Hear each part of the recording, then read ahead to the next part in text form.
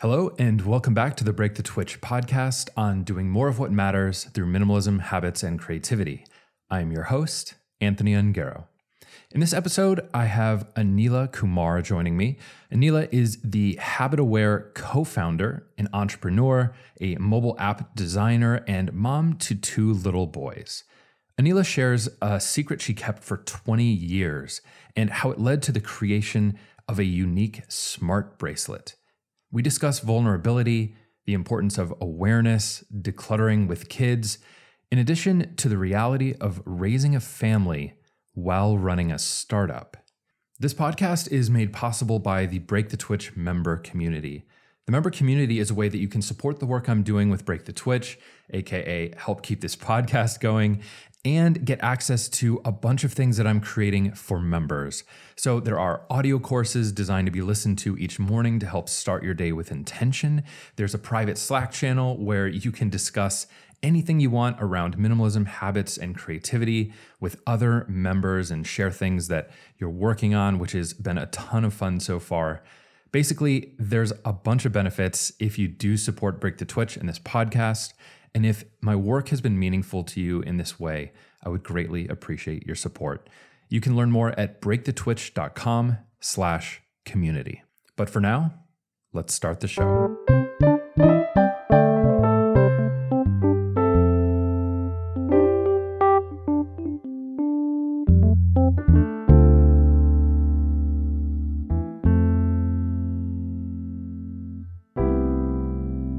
Aneela, so I believe when we first met, it was sometime around 2014-ish. I'm putting a vague date on there. Yeah, probably. But it was at Startup Weekend. Yeah.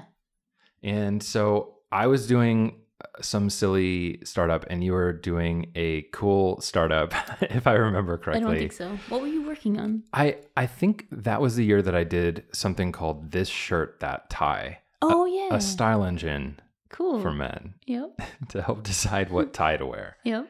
Do you remember what you were working on? I was working on Kid Around, which was a mobile app for kids and parents to find cool things to do in their city and then take photos at those locations, kind of like scavenger hunt style. Yeah.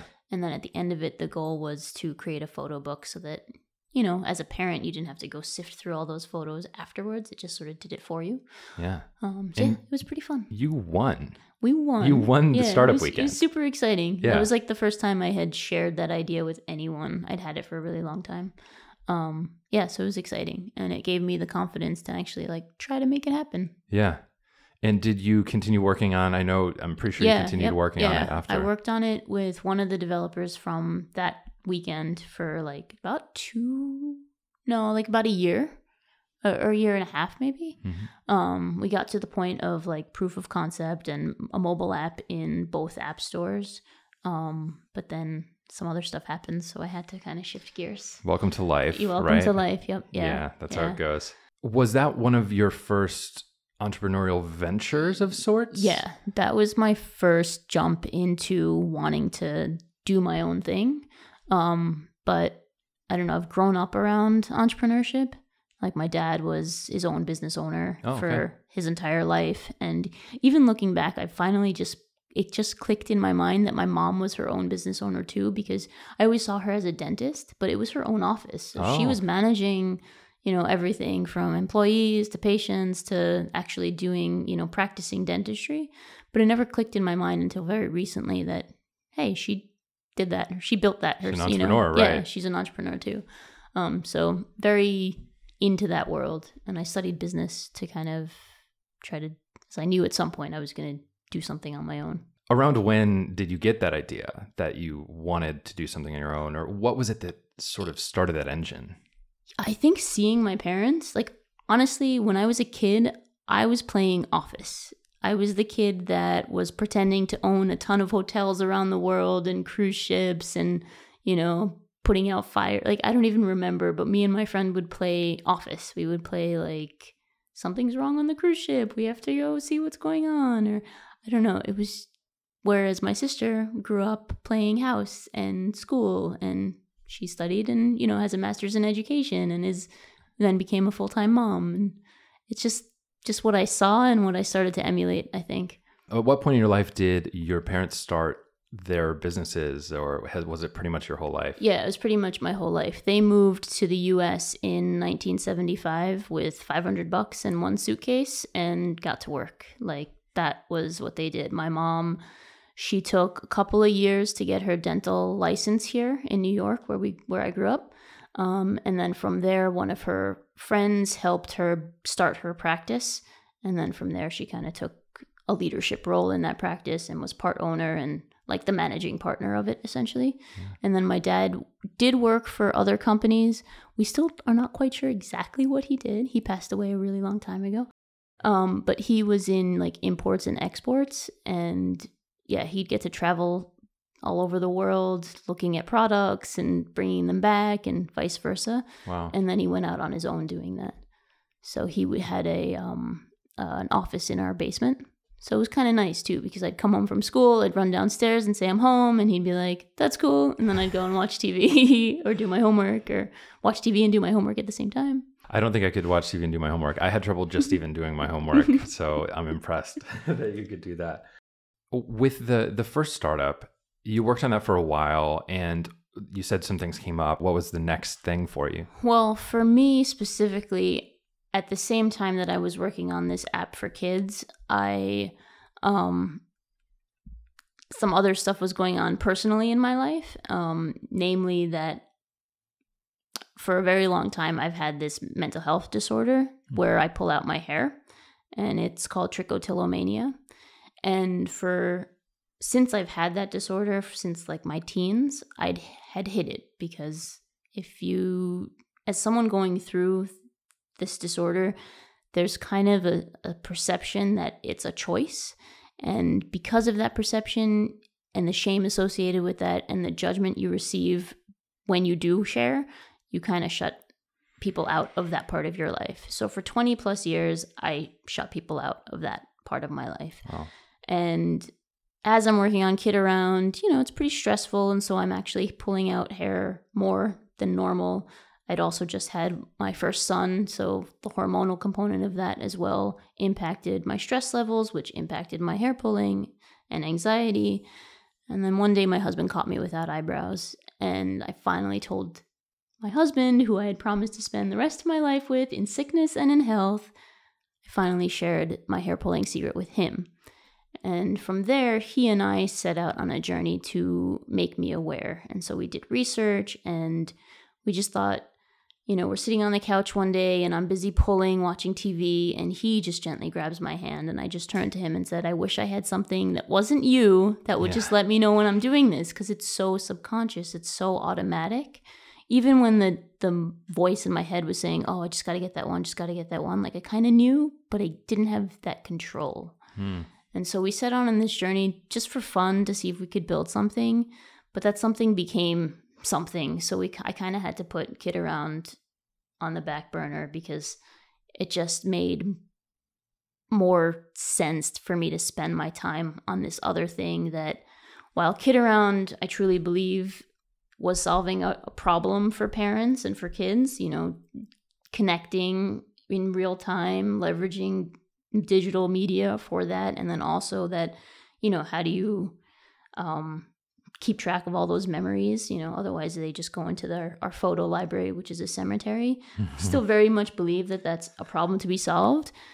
But then this other thing just sort of kept evolving. And when it was working for me and I was regrowing my hair, I was becoming aware of where my hands were, able to regrow my eyebrows and eyelashes, which were my main areas. It just felt like that needed to be in the world. And if I only had, 24 hours in a day, and part of it has to be sleeping, part of it has to be being with my family, and part of it's working, I could not do both. So I had to, unfortunately, and sad, it was kind of like putting, it's sort of like death. It's sort of like, how do you deal? Yeah, putting something, lay it to rest, which took a really long time. I mean, I honestly took an extra year to even close the bank account, because I was so emotionally attached to all the work and all the love that I gave that, and all the hope that I had for that to be, my mark on the world, if you will. So what is this looking like now?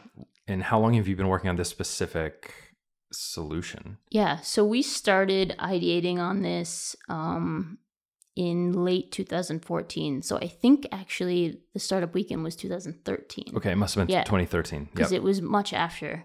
And it looks like this now, which is the bracelet that I'm wearing. But when we started, it was a yellow slap bracelet and like just a PCB board on my wrist. It was, just prototyping. Awesome. But, we started in 2014, my husband and I, nights and weekends. We do not know how to code. We do not know how to make circuit boards. We just tried, and then we just went to the Minneapolis community, the entrepreneurship, startup, tech scene here, and I started sharing. I started telling people I have this disorder, which was, holy cow, so hard. Wow, yeah. After hiding it for so long. But I couldn't tell people why we needed to build something without explaining why, right? Without people understanding that first.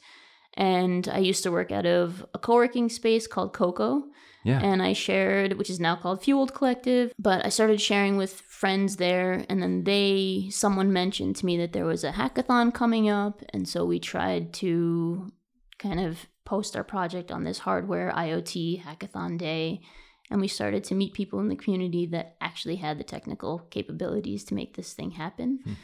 And honestly, I would say luck and hard work have gotten us to where we are. Oh my gosh. And I don't know if you've ever read The Alchemist, but there's a line in the book which is, if the universe wants something in the world, it conspires to help you achieve it. And the doors have just kept opening for us. Like at that hackathon, just by chance, this gentleman was there interviewing at the place that was hosting the hackathon and just came up to Samir, who was doing the hack day, because I was on kid duty that day, and just said, "Hey, what are you guys working on? Can I help you?" And that's John Pritchard, who is our lead hardware engineer. And then, literally just sent from the universe, like, giant gift. We love you, John. And in the same way, even our CTO, Kirk Kloby, who we met through Twitter, like, what are the chances I'm scanning Twitter, looking at a different sort of technology, thinking, oh, maybe we can apply this and try to do it. And then I just see this tweet from this guy who says, oh, I just got this, my dev kit in the mail. Can't wait to hack on it. And then I look in the corner and it says, Hopkins, Minnesota. I'm like, shut up. This guy lives like 15 minutes away. Samir, like, let's talk to him. Maybe he can help us. And he joined that hackathon team with Samir, and John just showed up, and the three of them worked together, built something that worked in like 20 hours, which is insane. And, we haven't looked back. Like, my kids call them Uncle John and Uncle Kirk, and that's a sign of, in my culture, Indian culture, using those terms is a sign of respect, sign of, oh, you're part of our family. And it's truly been insanely amazing how we've just kind of had things sort of just open up for us. I keep seeing this theme of vulnerability, putting yourself out there, being willing to help and asking for help, and things sort of coming together because of that. And obviously there's so much hard work, and it's so clear that you're putting in so much work to develop this, to put it out there. But you have this reason, and you really stepped into the vulnerability, which I respect so much, because it's hard. I bite my lip. Yeah. I'll catch in between takes of my videos. Yep. I'll be sitting there thinking, bite my lip, little things like that. I've had my whole life. Yep. And so I identify in part with some of what you're talking about here, where it's hard, even when you acknowledge it. It's hard to just go, wait, why am I doing this? Stop. And so that's something I myself have been working on for quite a long time. So it's really cool that you stepped into this and really are helping people with this. Thank you. That's really great. Yeah, it's really been exciting. And that's exactly, what you said about how do you stop? How do you ask those questions? And that's what the bracelet is doing, is you train it for that behavior, whether it's pulling your hair or picking at your skin or biting your nails. And we, if you maybe cheek bit like with your hand, you could train it for that. I also do that too. But yeah, so, you train it for that behavior, and then it sends that vibration, which snaps you to a state of mind where you can actually then start asking those questions. Why am I doing this? Am I tired? Am I thirsty? Am I bored? Am I angry? You can start getting to, am I anxious? Am I stressed? And once you can understand why you're doing it, then you can start learning to replace the behavior with something else. So when you catch yourself, you can just take a sip of water. You can go for a quick walk around the office or walk around, the neighborhood, and try to reset that nervous energy. Mm-hmm. And that's what we're trying to help people with, is that first step of awareness. And then it's the then what, and that's the next step of what we're trying to evolve our product to. But without that awareness, you can't change. And that's also in me sharing my story and getting over that hurdle of sharing my story and, the judgment that comes with that. It's also about awareness, right? If I share my story, then I can hopefully reach people who don't know that what they're doing is a thing, and that they're not alone, and that there's a huge community of people that are suffering in the same ways that they are, and that there are tools out there to help them. There's people out there to help them. There's mental health organizations out there to help them. So it's all about awareness. Let's dig into some of the habits that you were just talking about. Yeah. I'd love to break that down a little bit more, just about what are some of the daily habits mm-hmm. that help you with this, that help others with this, or just even things around work. What are some of the just daily kind of practices that you have in your life in general? Oh, let me just start by saying I don't have very many daily practices. I am my life is pretty chaotic. We have a company that I'm running with my husband, so, work-life balance is 0. We have a 5-year-old and we have a 1.5-year-old, and we just moved into a new house. So perfect. We are, every night is chaos, but there's this, every day is chaos, every night is chaos, but there's this 1.5 to 2 hours when we come home from work until we have bedtime that is just focused on our kids. And I think that really helps us reset and sort of remember what's important in life. And, not that I sit and think, oh, this is so important right now, but, so yesterday, for example, I could hear my son telling my husband, as soon as mama comes over here, let's tickle her. Shh, don't tell her. So I came and I sat down and I was like, hey, what's going on? What are you guys doing? And, I even held my belly out a little because I knew what was coming next. And they just came and attacked me. And then our little one just came running and started, getting in on the action. And we're all tickling each other. And that is the daily routine. That is the only thing that has to happen every day, is that quality time with family. Everything else is just shit show, if I'm allowed to say that. You are allowed to say that, yes. It is our sitter who comes in the mornings for the summer to watch the kids, she comes at 8:00 and she is our alarm clock. Mm-hmm. It's so sad. But my husband and I are up till 1, 2, sometimes 3 in the morning doing work, because the day, there's just not enough time in the day. Yeah. But there's things that we try. It kind of comes in cycles and in waves of using Pomodoro type productivity tools. Yeah. Or, I have a little prayer area in my closet, which I'll try to do, or I have my weights on top of my pajamas so I can get, maybe 5 reps in of some exercise, because I haven't found a way to kind of carve that time out for me. But it's those little things that I try to do. So there's no daily routine. Every day is a completely different routine. I can relate to that. We don't have kids, so there's a whole other element. But Amy and I work together, and we're up very late a lot of the time, and we are actively working to create some of that just day-to-day structure. Mm-hmm. And I appreciate you being honest with that, because that's real. That is so real.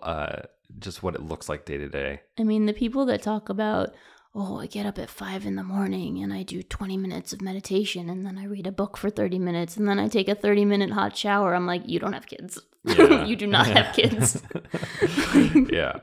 It's I'm sure an entirely different thing. One that I just don't even have experience with. And we're still even trying to just implement our own practices around this stuff. So the focus on the kids, though, the time you spend is so awesome. I mean, that's just such an important thing, I know. Yeah, I mean, it's really the only time that they get us. So I try. It's like, and it's not every day. Sometimes I'm on my phone and I see text messages and notifications and like, oh, cool article came out, or oh, someone has a question about our bracelet, or oh, something happened on Facebook. And,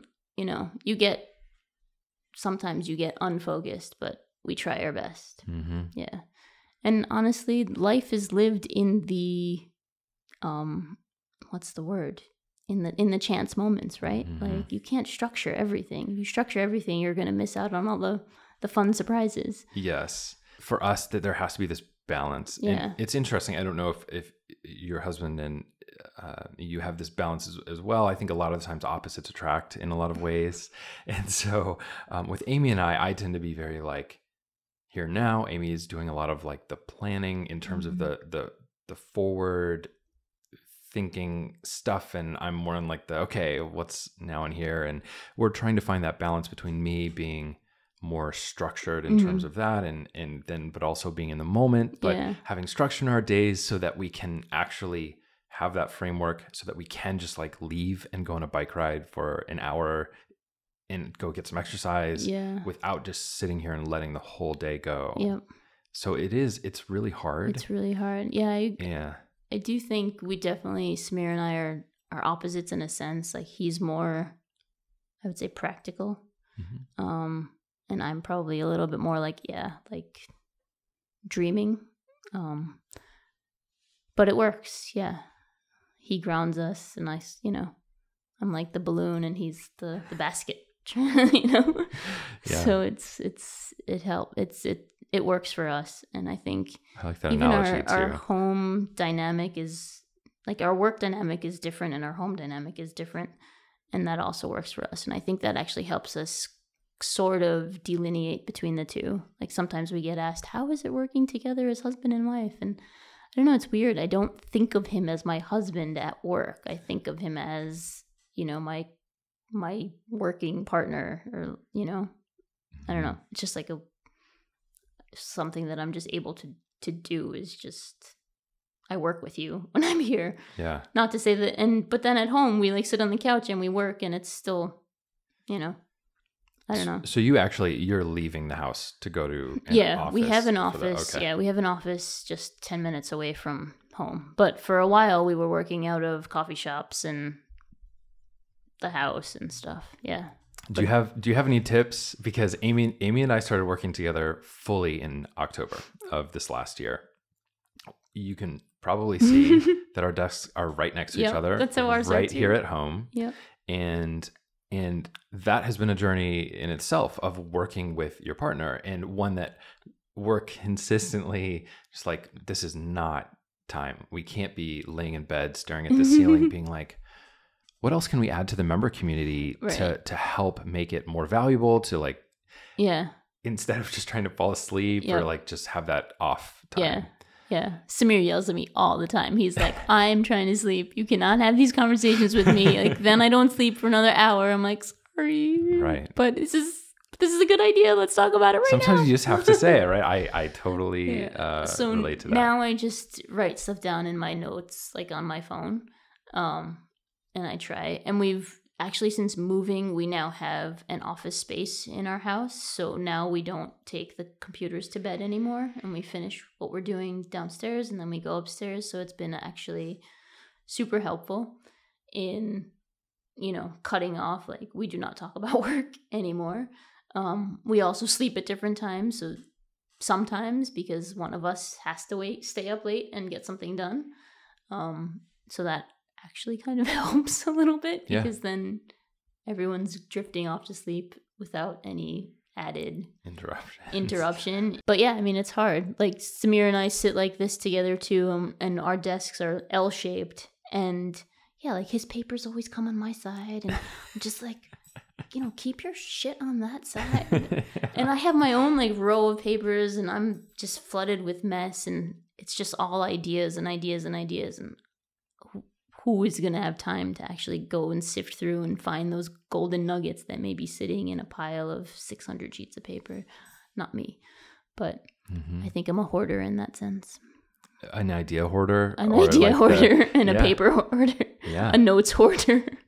Do you happen to know your Myers-Briggs I don't type? No. Yeah, because is that like the ENT? Yeah, ENTJ, ENFP. I am an ENFP, which is the extroverted, intuitive thinking instead of more laying out the lines and being like, oh, let's make a decision based on this. I go with my gut because it's always based on my collective experience, right? Those sorts of things. And I'm just hearing kind of a resonance in some of these things with you. Samir's always like, well, where's the data? Right. What we can look at the data to see if that's a good idea. And I'm like, I just kind of feel like it is. I don't know. I can't explain it. Let's just do it and see. That was one of the things I had trouble with in various jobs. In my last job, my boss was a great guy, and he was a retired attorney. He was a litigation attorney.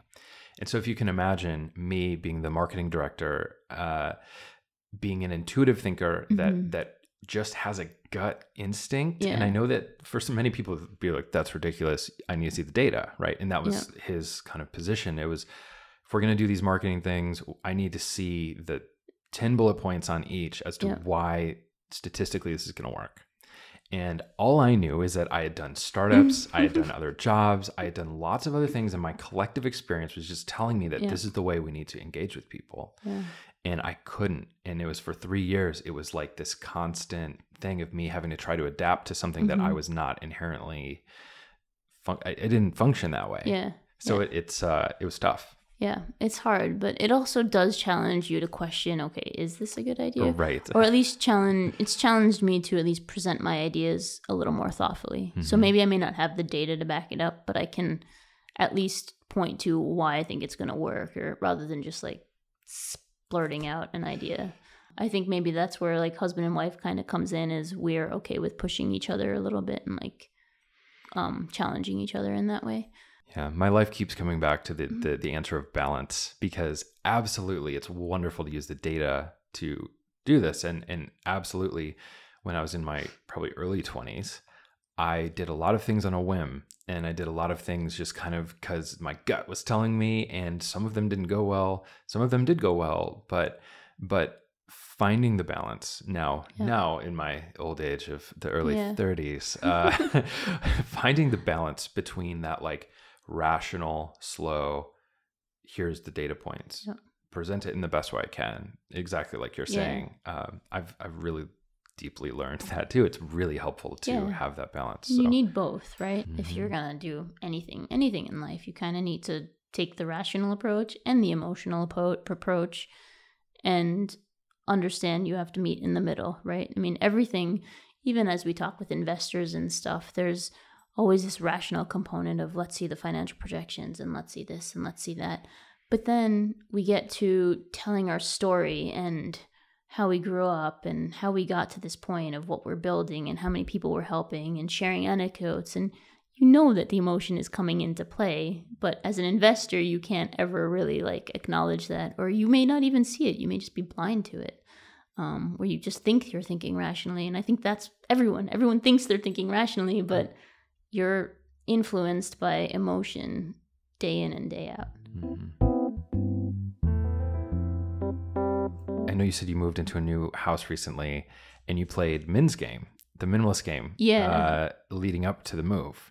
What was that like? It was pretty fun. So I don't know if I did it to the T in terms of day one thing, day two things, day five things, but I use that as a good excuse to purge and to get rid of stuff. And for a long time, I had held on to I still had stuff from high school. Like, I lived in New York. That stuff has traveled with me 7 years ago to the middle of the country. And I had never opened these boxes. Like, there were boxes where we were living before that we just never opened because there was no room. Now we're moving into a bigger house. And now there's room. So now I'm going through all these boxes and I'm just like, it's a time machine. It's a time capsule. Time capsule. Yeah, that's it. And it's really cool. Like I found my high school yearbook and all this other stuff, but it had to be at that point. I can't live with so much stuff anymore. So it's been fun playing the purge game, and I still have everything in the garage to go to donation. But a couple of things that I did that actually helped me really well was I put the box in my closet and I put stuff in it, and then I didn't go, sifting through 3 months later. So I knew, okay, I'm done with it. And a lot of the stuff that I was holding on to it more so for the emotional attachment, for the memories that I had with it. Like all this clothing that after 2 kids, there's no way I can fit into, but it was from my study abroad days in Spain. And so I had like all this cool Zara and Mango stuff before anyone else knew what Zara and Mango were. Because, they were not in the US until much after I had done that program. But I can't fit into that anymore. And I had to let go. I kept 2 things that now I look at and I just remember those memories. Yeah. But everything else, and I had read once, there was this book that came out a while ago about how to declutter and how to, look at the item and say, okay, does it bring me joy? The life-changing joy of tidying up by Marie Kondo. Yes. Yeah. So that really, I never read the book, but I read like the blogs that summarized the book. Yep. And so, but from that, that's what I did. I just looked at it and I said, does this bring me joy? Yes or no? If it was a yes, I put it in a maybe pile because that was getting too high. And then that was a good way to just help me purge. And then doing it with my kids' stuff was a hell of a lot easier because it's just so much junk toys that you just keep collecting. And every birthday, it's more stuff. So trying to separate out things that can actually go to friends or things that can go to donation or things that maybe I can sell and get some money, but who has time for that? So one day it'll probably just all go out the door. Do you have advice for any other parents in terms of the kids stuff? Because I know you said you collect toys. Yeah. And I know that that's been a particularly hard part and one that I'm not qualified to answer. Yeah. So do you have any thoughts on that? I've been trying to be mindful of the types of toys that we bring into the house. A lot of the stuff that I'm like, yeah, let's go buy that, are toys that I wanted when I was a kid. Yeah. So we have like Perfection and Etch-a-Sketch and like a couple of these other like retro toys. Cool. Yeah. But I'm trying to also focus on toys that have some sort of benefit. So like Perfection is motor skills, and same with Etch-a-Sketch, hand-eye coordination, just trying to be mindful about that. I'm also trying not to do things with a lot of little pieces. Like Legos are the only thing because otherwise it's such a beast to clean up. Yeah. And he's got his train sets, but I haven't gotten him into cars and stuff because, again, that's like a war zone if you step on that stuff. But it was just his birthday, so he asked for a couple of things. One was like a logic game. He goes to a Waldorf school, so they're very focused on outdoor play and creative play. So I got him these clips these wooden clips so that he can clip like drapes and bed sheets and stuff to create stuff. He's actually a pretty inventive, creative kid, so I feel like less is more. And he just shines in those moments, and he loves to read. So books are like the one thing that you want a book, I'll buy you a book. Because I also get bored of reading the same books over and over. Sure. And we do a lot of library. Like last year for his birthday, we did library books. We said, bring us a library book, give us the receipt so I know when to return it by. And it was awesome because we got like 30, 40 books. Most of them I would have never chosen for him to pick up, and they were really fun. Yeah. And it was, his friends suggesting, but like it was just really a good experience. He was a little mad, like, why am I not getting real toys for my birthday? And this year we're trying to do experiences. So I set up a website with different things and activities here in Minneapolis, and you click on a picture, and then the parent can send me an email saying like, I want to go to the library with you and Yash one day. So trying to create memories with his friends instead of another piece of junk, essentially. But so you built a website that other friends of yours. Yeah. So I sent like the parents with the invitation for the birthday, I sent parents the link to the website saying, for gifts this year, we request the gift of time. Click on this website. There's like 30 or 40 things that I chose. Samir looked at it and was like, you basically just built Kid Around again, didn't you? I'm like, yeah, pretty much. Hey, use what you have. Yeah, like Minneapolis Institute of Art, Snapology, this art place, this, let's just play in a park. Let's do a house play date. Let's do a dinner date. And then, some of the parents actually have sent an email saying, hey, let's do the library or let's do Edenborough Park. And it's, a little self-serving because now I have some play dates planned, but it's super helpful. And it's a way for us to celebrate our kids and say, look, we're doing this because you're turning 5, your friend was turning 5 this year, and we want to give you guys the opportunities to make solid connections with each other. That's amazing. Not only just because you kind of created that to do this thing, but I know when I look back on my life, there are a few toys that I remember, but what I really remember the most fondly are the things that revolved around time spent. Yep. And by things, I don't mean things at all. I just mean the people. moments, the time, the experiences as a kid. I just did not care about the quality of place we were. All these things, you go back as an adult, you're like, wow, this place is not that nice, but you just don't care as a kid. Yeah. None of those things matter. And you go do this thing and it's just everything. Yep. So that's really cool. And I just encourage people to just try to focus things around those experiences because that's what kids remember, at least from my own personal experience, having been a kid at one point. Yeah. I mean, you remember the memories, right? Like I remember playing Monopoly with my friends in their basement, but like it wasn't the playing of the game. It was the camaraderie around it, right? Mm-hmm. Even with the grandparents, I've asked them, think about what you can do with them. So my mom came once with like an arts and craft thing that she sat with my son and did together. And like, okay, like that's cool because at least you're getting time together, which I really like. Yeah, one of my favorite things was when I was about 11, my older brother helped me build my first PC. So this was back, now 22 years ago, but we bought the case and went through the process of buying all these different parts, and it was a 200 megahertz processor. Cyrix, I think, was the chip company back then. Wow. 200 megahertz, which like phones are 10 times better, if not more than that now.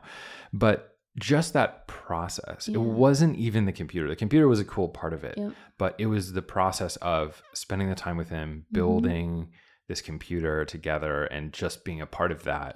That really made it learning about something together. Very awesome. Yeah. That's so cool. What does creativity mean to you? Wow. It's a great question. I think creativity is just individuality, kind of pie in the sky thinking.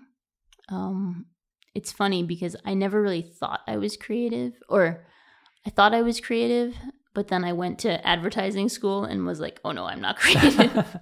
Because the minds and the people that I met there were just like, wow, such talent. And that was actually one of the things that has been a huge confidence issue for me is that lack of creativity.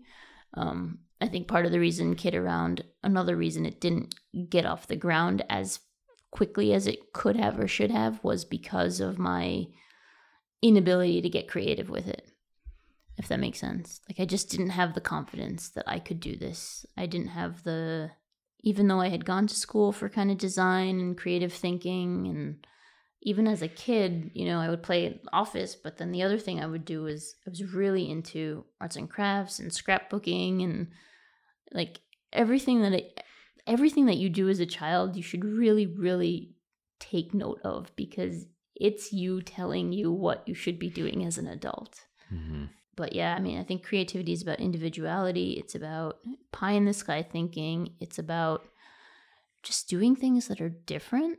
Not to be different, but just thinking in different ways, and critical thinking too, right? Like our schools today are not teaching that, and we're failing our kids today.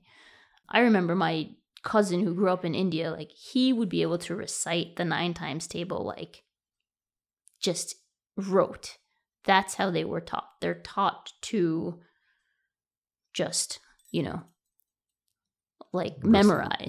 Memorize and recite. Yeah. And that's what we're doing to our kids. Like, we're just, you must know this, you must know that, but you're not taught to think critically. Like, and we are seeing a lot of issues in the world because of that, because people are not questioning.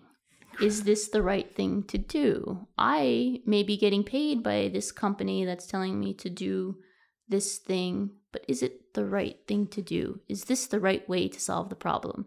And I think that's where creativity comes in. Asking yourself, is this the way to solve the problem? Or even asking, I challenge my 5-year-old, and like, he's got a problem. Like, well, how would you solve it? What's 5 ways? And he just comes up with stuff on his own. Like, there was one day we're at the back of our house at the garage, and I was coming in and he was standing right there, and I almost like hit him because I didn't know he was there, and I was on the other side, and he was like, Mama, we should put a doorbell, or we can put a window, or we can, or you could have knocked. Like, I'm like, yeah, these are all great ideas of ways to make sure that if someone's standing there, they don't get smashed on the way when someone else is coming in. And but you have to teach it. Creativity is not something you're born with. It's something you develop. It's something you practice. It's something you have to push yourself to learn how to do. I always wonder about the school system I have been very open about just me struggling through public school in a lot of ways. It was things like Spanish and choir and basically the things that were not the core curriculum that kept me engaged, kept me really there, showing up, and got me through it, really.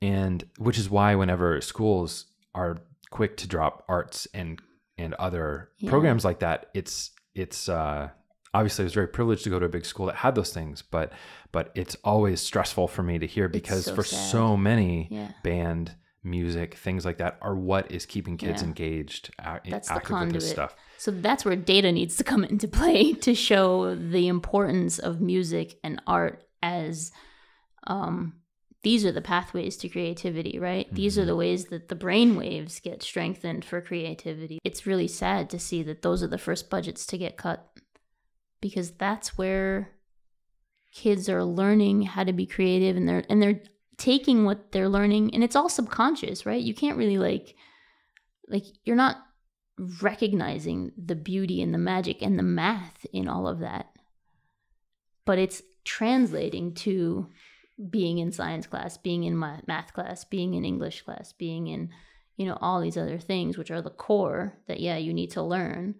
But without this other part, your soul is not fed. I think it's really important.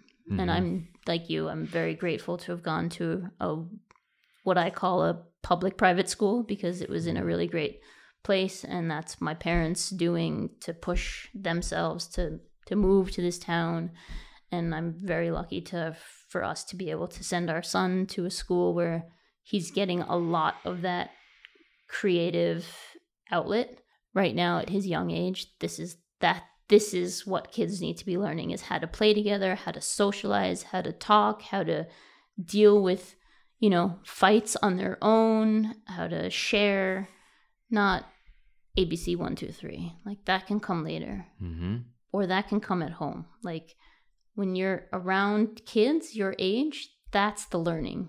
How to be human, how to be kind, how to be a good person in society.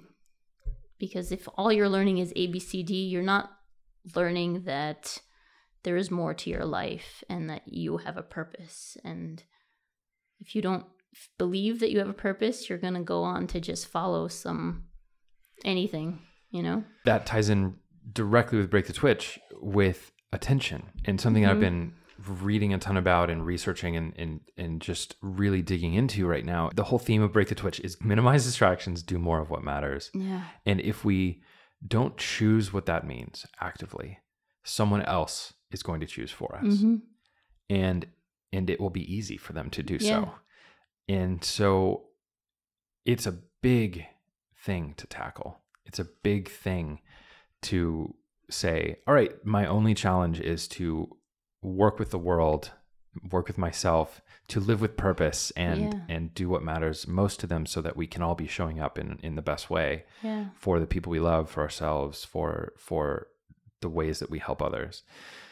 It's big and it feels overwhelming, but to me, this is feeling like where I need to go, what needs to happen. That's awesome. I mean, it's so needed, right? Because for so long, people are told what to do, right? And they're not thinking about, well, is this what I want? I mean, even in our Indian culture, like if you're not going into business or going into medicine, people look at you funny, right? Like I told my mom, I studied accounting, I did my CPA, and I wanted to, like that was my choice. I fell into it in high school and I really liked it and I thought it would be a great career and it was enjoyable to me at the time, but something was missing. And so when I said I want to go back to school for advertising and creative strategy, like she kind of looked at me like, what am I going to tell my friends? But at some point you have to say, I'm not going to be confined to these norms of you can only do this, you can only do that. Like just because your dad is a teacher does not mean you have to be a teacher. Like if your passion lies elsewhere, you have to follow it because that's the only way you're going to be happy or successful. Mm-hmm. And I love that phrase you said, minimize distraction, follow your purpose. Do more of what matters. Do more of what matters. It's the same thing. I mean, that's in a lot of ways. That's exactly it. We live in such a bombarded world. And even, with Kitteron and HabitAware, it was distraction. It was can't do it all. You have to like be willing to let go of other things you love so that new things you love can come into your life. It's even love itself, right? If you're hung up on a breakup, new love can't come. But once you let it go, that's when the doors can open to meeting the man that you marry, who then becomes your partner in a company that's helping millions of people. Like there are so many things in my life, looking back, to build this bracelet, it has been 37 years in the making, not just 3 years. It's insane. And my father died of cancer when I was 17, and that also was a catalyst for this. I'm sorry. No, that's...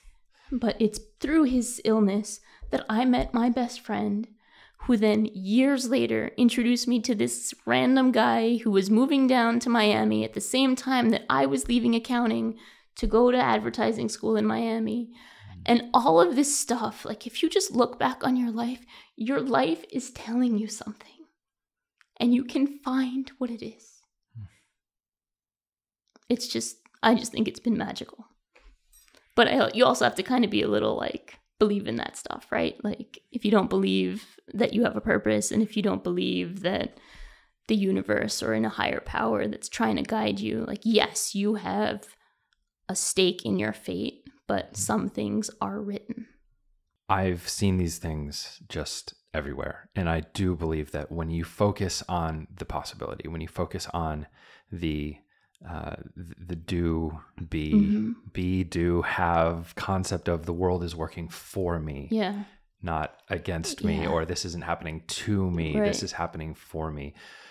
What was your first glimpse of that in your life? And what do you think led you to, is this something that you're born with, or is this something that people establish? Again, it's something you can learn. You can learn to have faith and understanding that there is something else going on in your life. If you're willing and open, just like with wearing a bracelet and learning awareness, if you're willing and open to do that hard work of then learning to replace the behavior, if you're willing and open to do the hard work of looking at what your belief structure is and allowing the thought that yes, maybe I am guided by something higher. And it doesn't have to be God. It doesn't have to be the universe. It doesn't have to be, a Buddhist chant. It could be a rock. Like you could pick this glass and say, this glass is my higher power. And I'm going to just consult this glass whenever I have an issue and get it off my chest and put it out there and let it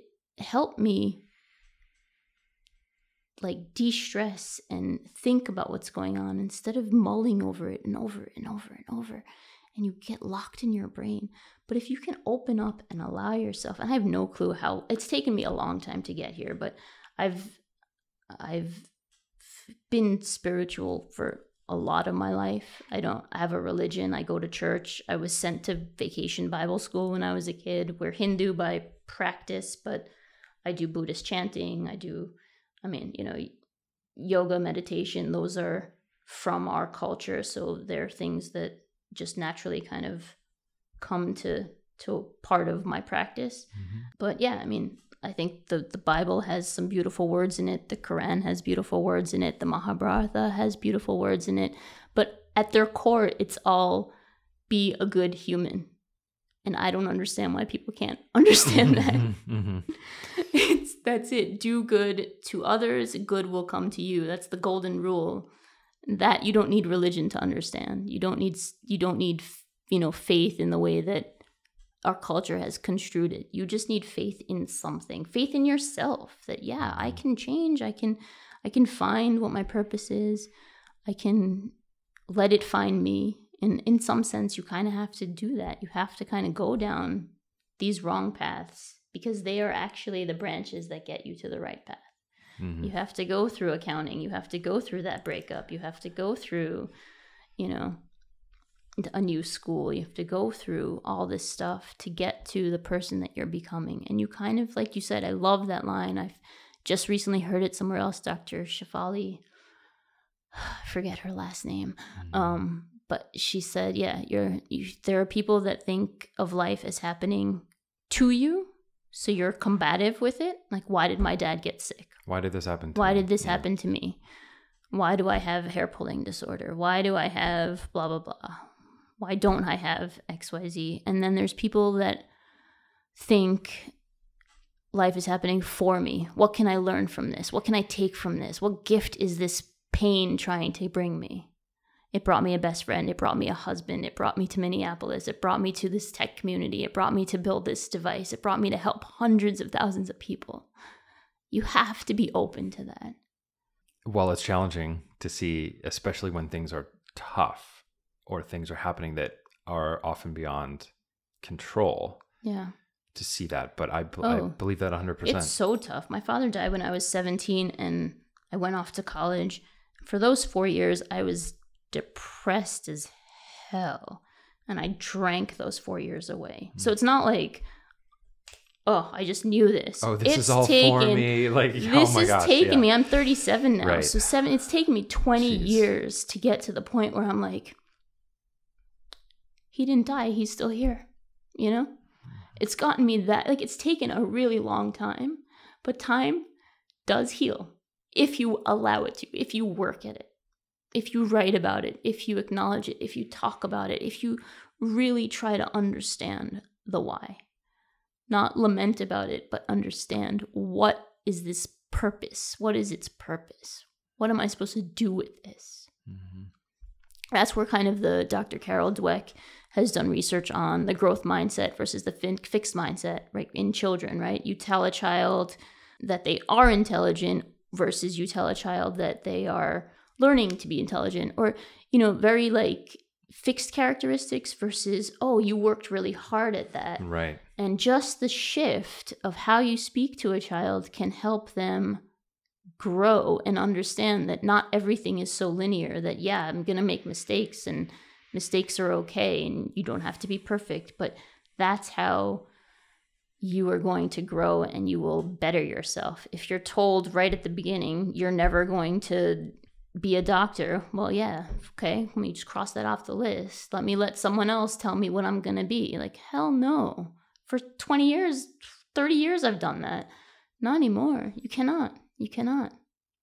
Even now, my son just the other night said, Mama, am I a good boy as we're going to bed? And I'm like, well, I'm his parent. He's going to take in whatever I tell him. If I tell him he's a bad kid, he's going to internalize that and he's going to be bad. But if I tell him he's a good kid, he is a good kid. I told him, well, what do you think? Are you a good kid? And he's like, most of the time, but sometimes when I do blah, blah, blah, I'm not so great. I'm like, yeah, but that's okay. You recognize that. And and you're 5, like you're learning. So yeah, other people need to take stock of who they are, not let others tell them who they are. In a world of internet and everyone having an opinion about everything, how can we step into that? I have no idea. I don't either. It's a huge challenge. Other than shutting it out completely, right? Yeah, it's a huge challenge, right? You're on Snapchat, and I don't use it, but I've heard that kids go on these different online forums or Snapchat and this and that, and they're getting bullied, and they're also, making connection. They're also building their friendships. They're keeping their streaks going, and it's also fun. But at the end of the day, it's still very ego driven, right? It's look, I'm on vacation with my family and I'm doing this, and kind of this one-upping each other. So it's still competitive in a sense. And I think the whole, who knew that these devices were going to damage us so badly? Like, people don't realize what's happening. And because so much of it is easily, freely accessible, it just makes it even worse. And no one gets that. No one gets that we are the product. Yeah. That our attention is what's paying for all this. People get so mad that there's advertising and stuff, but not in the same way that television did or radio did. Like, if you watch TV and you listen to the radio, it's standard understanding that, okay, I'm going to get a commercial every now and again. But on Facebook or on Twitter or on any of these other platforms, you get so pissed off when you get interrupted with something you don't want to be looking at. Right. Yet we're paying nothing for the billions in costs to run these services. Exactly. Right. I think about this a lot, and it's part of the reason I subscribe to Netflix, because there's no ads and you pay for the content, basically. It's also why I mentioned the member community earlier for Break the Twitch is a monthly contribution, basically, to help this keep going. But I also get to not have ads on my website. And the big one for me is, so far, not doing sponsored posts or sponsored content, where basically a company would come in and be like, okay, we'll give you this money, and then you write an article about us. I'd rather just be working for the people that want to work on themselves in this way, right? So it's tricky. And the attention thing is that I am coming back to right now, keeps coming back to this idea of, like, if companies are willing to pay us for our attention, why are we not valuing it in the same way? And because it's much more valuable than a few cents per click or per moment, right? What can happen in the periods if we have longer periods of focus where we direct our attention towards things?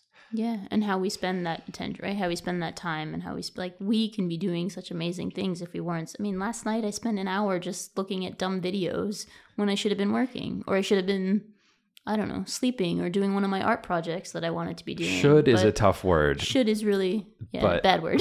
But I hear you. Yeah, but I hear you. But yeah, I mean, it's really hard. But sometimes you just need a break, and that's it. That's what they've done, is they've that idea of sometimes you just need a break is what these companies have relied on, and it's become so stressful seeing stuff that you need a break, but your go-to for the break is seeing more of that just stuff. Add more and more and more stuff. It's like a vicious cycle again. Do you have any particular, speaking of that, do you have any particular habits or like just little things you do to help you stay focused day to day? Yeah. So I think one of the big things that I do is I try, whether it's late at the end of the day, trying to do the to-do list for the next day. Okay. Yeah. So I try to do that as often as I can, or I do it in the morning, like right before. So I'll write down, okay, like this morning's literally was 9:30, drop my son to camp, 10:30, get in the car and come here. When I get back, I know the few things that I need to get focused on. I'll probably check email, which will be another, hour or two just circling, going, kind of getting lost. But I've actually tried to stay away from it. I don't know, somehow I'm getting a little bit better about not checking email every 5 minutes and staying focused. Yeah. The days that I do the best are when I put a Google timer on for however long I want to focus on something, and then classical music on YouTube. Or I'll search for, music for creativity or music for concentration or music for, I don't know, peace or whatever. It's all probably the same video that comes up. But it just helps me, block out everything else that's going on around me. And then I have a set 45 minutes that I'm working on something. And then I'll go hear the beep on the timer. And then I'll go check email for 10, 15 minutes as my break. Yeah, that's great. Yeah. So I don't do that enough, but that really helps me. I do something very similar too. Especially when getting into the editing of these hour-long podcasts or things like that, I just put on my headphones and just try to zone in for that set period of time so that it just goes so much faster when you're able to do that. Yeah. I listen to on Spotify, there's a playlist called Gold Coast Beats. Okay. And it's all hip hop backbeats with no lyrics. Cool. So it just has that kind of rhythmic kind of vibe to it. And I really like it. And I end up listening to that a lot during those periods because sometimes I can tune out words without having too big of an issue, but it's nice if it just doesn't have any words in it too. That's cool. So what are you excited about? What are you looking forward to these days? We just have a lot going on. We just received a research grant for Keen as to kind of improve and optimize the tool that we've built and then actually prove validation that it's effective for the disorders that we're helping treat. So hair pulling, skin picking, nail biting, which all have mental health conditioned names to them. Hair pulling is trichotillomania. Skin picking is dermatillomania. Nail biting is onychophagia, I think. And then that umbrella disorder is called body-focused repetitive behaviors. And that can be anything like that like the cheek biting or there's like other things, nose picking. There's other things that have like smaller levels of instances.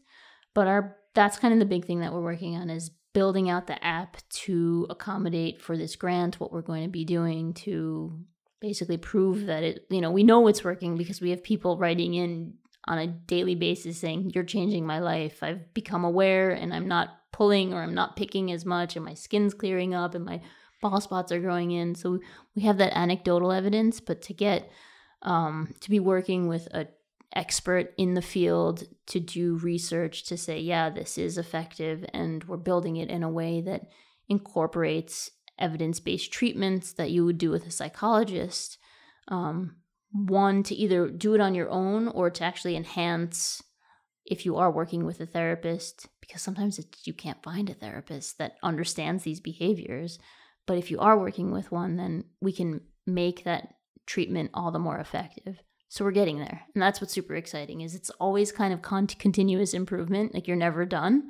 And then just trying to grow as big and as fast as we can because we know that there's so many people out there that we can help with these issues that, again, like at their base level, it's sort of like, oh, well, like, why does that matter? But when you really dig into and you understand what it's doing to the person, they can't go to school, they can't get an education, then they may not have the confidence to go to a job interview, which means now they're on government assistance. And it's not just an individual issue, it's an economic issue, it's a health insurance issue. It's causing lots of money to flow in the wrong directions, in my opinion, when it could be going to help these people preempt these behaviors, build their confidence, build their abilities, and really just go and do what they're meant to do in the world. Like that is what everyone's journey should be, is to what is that adversity that you are dealing with, whether it's a mental health condition or, poverty or whatever it is, there's got to be a way to just like push through. And there's people that want to help you. There's people that don't want to help you, but there are people that want to help you. Mm-hmm. And it's hard. Like there's a lot of issues where it's hard. It may not be in your lifetime, but it may be whatever work you do is going to help that next generation. Whatever that generation does is going to help one. It's all in time. Slow and steady. Slow and steady.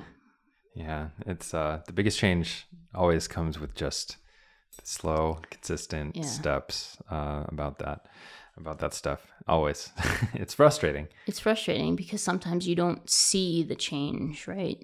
It may not happen in your lifetime, or you may step back, or, or your generations after you may step back, but you have to just be willing to give it the shot that you can, rather than just being resolved to, this is my fate. Mm-hmm. Like, you have a choice. Mm-hmm. Despite all of the push that may be coming on you to say, no, you don't have a choice, or to block your path, there's still a choice, and there are people. You just have to find them. You have to be open to receiving them. Like, that's one of the prayers each night that I do is, grant me the ability to see the people in my life that are there to help me, and those that I should be helping too, right? Wow. Like, it's a give and a take. I may help you one day, but I shouldn't expect you to help me back. I should just know that will come back to me in some way. That whole pay it forward mentality. If I help someone, they'll go on to help someone, they'll go on to help someone, and that's how we all grow a little bit. But it's not a circle. It's not. No, it's not. It's not an interaction. It's not an even exchange, right? Yeah, it's not an exchange. 100%. 100%. In my life, the best things have come from strangers, and from literally just helping without expectation. Yep.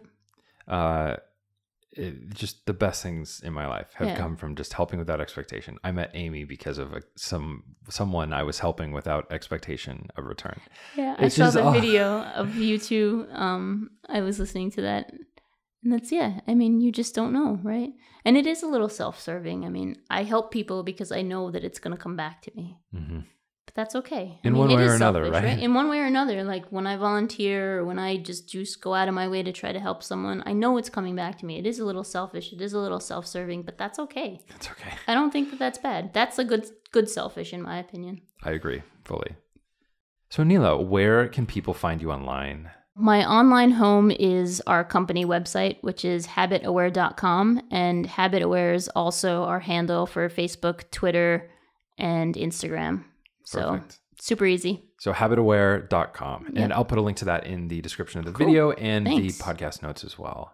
Awesome. Perfect. So I think it is time to pull a question from the question vessel. Right. If you want to, you can dump them out and select one, but these are questions that have been submitted or left by other guests. So if you want to pull one and give it a shot. Go with this. Blue is my favorite color. Yeah, there you go. And it matches your... matches a little bit, pretty close. There you go. Ooh. What's something you'd like to become better at? Oh, easy. I wish I was a better parent. There's definitely times where, the day gets to you, and sometimes stepping on a toy or something happens and way too much anger comes out for some little thing that a 5-year-old or a 1-year-old has done. So learning to control that, I think, would be nice. Don't get me wrong, we have our beautiful days and our beautiful moments, and there's something to be learned in all of that. And that's what I need to learn, is how do I try and be the one to diffuse the situation. Sometimes I'm the one that acts like the child sometimes when we're, combating. So how do I try and, just be better at that and recognize, again, it's awareness. It's how do you recognize in the moment that this is not the way to handle the situation?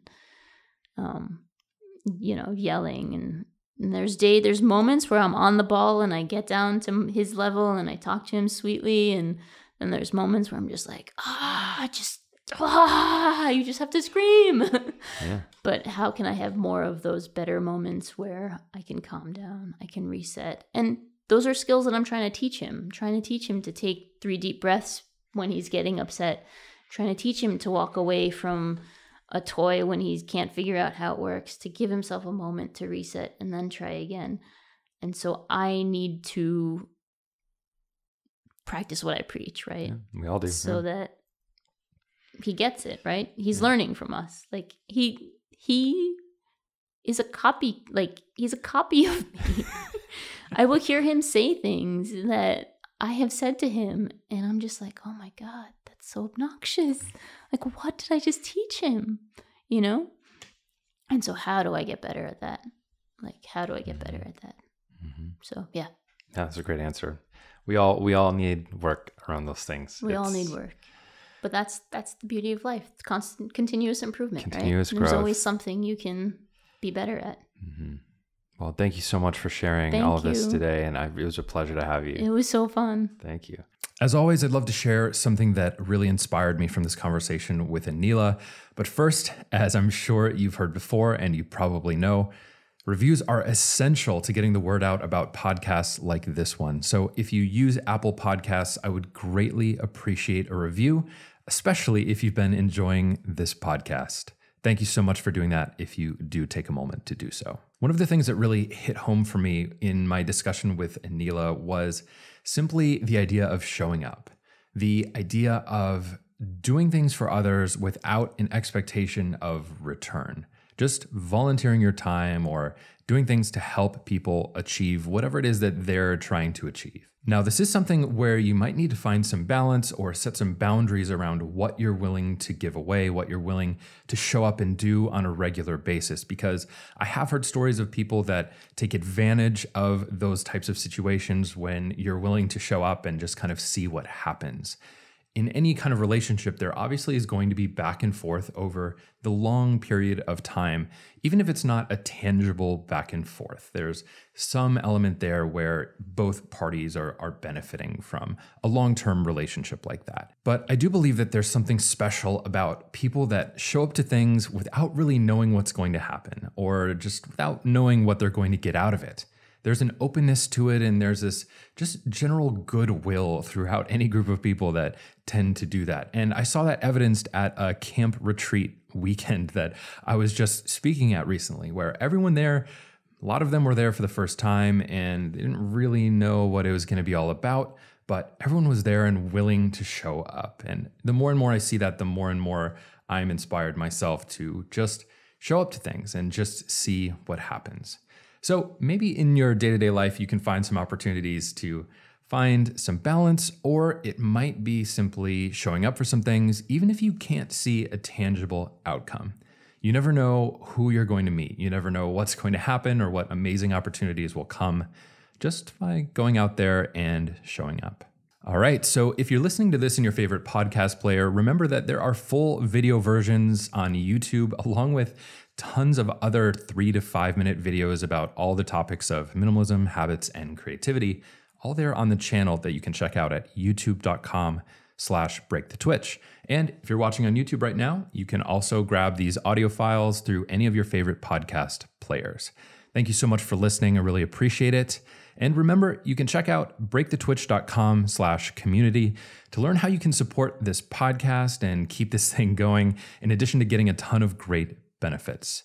So that's all for now. I hope you have a great week, and we'll see you in the next one.